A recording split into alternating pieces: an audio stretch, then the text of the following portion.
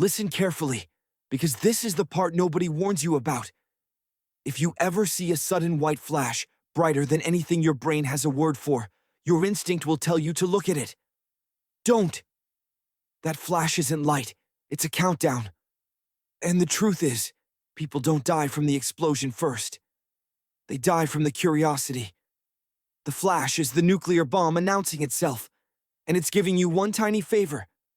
A few seconds of warning before the shockwave arrives. If you freeze, you're done. But if you drop instantly, literally throw yourself to the ground like someone yanked your legs, you've just doubled your survival chances. That's because the shockwave travels slower than light, and the dirt, the curb, even the side of a car can shield you from flying glass moving at highway speed. Most people don't know. The flash can blind you from kilometers away. Your retina essentially burns in the shape of the explosion. This isn't movie blindness where someone waves their hand and goes, "I can't see." It's silent, permanent damage. Close your eyes the moment the world turns white. Your eyelids aren't perfect shields, but a tenth of protection is enough to save your vision. Here's the next thing nobody ever mentions: the thermal pulse. That beautiful, horrifying glow is actually heat outracing destruction. It can ignite your clothes before the shockwave even reaches you. If you smell burning, the worst thing you can do is run. Running fans the flames. Smother them. Roll, cover, anything. People forget that cotton burns, synthetics melt, and skin has no backup layer. Now comes the part that feels counterintuitive.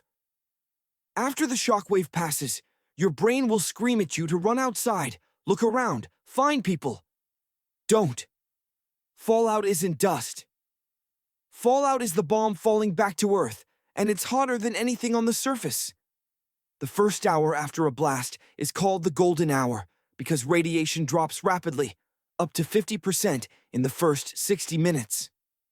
Hide in the deepest room you can find. Put mass between you and the outside world: concrete, books, furniture, anything dense. Distance, time, shielding. That's the Holy Trinity. And here's something you rarely hear. Water helps twice. Hydration protects your cells after radiation exposure, and a damp cloth over your airway traps radioactive particles before they reach your lungs. It's not magic, but it's enough to keep you breathing while the world outside rearranges itself. If you have to move, go perpendicular to the wind. Fallout travels like a dirty snowstorm, pushed by air currents. Follow the wind and you walk into invisible fire. Move against it, and every step buys you life. This section is based on practical field survival experience rather than formal academic sources. What keeps people alive is not strength, not gear, but the first 10 seconds of instinct. Don't stare at the flash. Don't stand. Don't breathe the dust. Hide deeper than feels comfortable. And remember, the bomb only gets one moment. But survival is every moment after. The strangest part of surviving a nuclear blast isn't the blast. It's the silence after. Nobody prepares you for that. Your ears ring. The air tastes like metal. And for a moment your brain refuses to believe anything happened. That confusion is dangerous because your survival clock is still ticking. The next thing you need to do is resist the urge to open doors or windows just to check. Pressure changes make buildings unstable after a shockwave, and touching the wrong frame can bring plaster or glass down on you. Stay low, move slowly, and listen for the structure settling. Buildings groan before they fail. If you're trapped, don't shout immediately.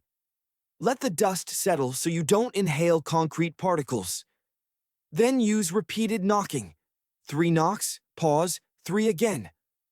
Rescuers are trained to hear patterns over chaos. People waste energy screaming when rhythm saves more lives. And let's talk about your electronics. Everyone imagines phones dying instantly from EMP, but modern devices sometimes survive if they weren't connected to power. Don't assume it's dead. Try it later. But never rely on it for navigation. Landmarks look nothing like they did 10 minutes ago. If you have to leave shelter after the golden hour, cover every inch of skin. Fallout clings like wet ash, and your biggest goal is to avoid bringing it into your lungs or bloodstream. Shake off anything dusty before entering a new safe place. Even brushing your hair with your fingers helps. Tiny habits stack massive survival odds in your favor. Here's the final truth no one says out loud. Surviving a nuclear flash isn't about outrunning the bomb, it's about outsmarting the aftermath. Slow decisions kill, smart decisions compound. Your body survives the blast, but your brain survives the hours that follow. If you found this helpful, hit like, drop a comment, and subscribe. Your support keeps this channel alive. Don't miss the next chapter.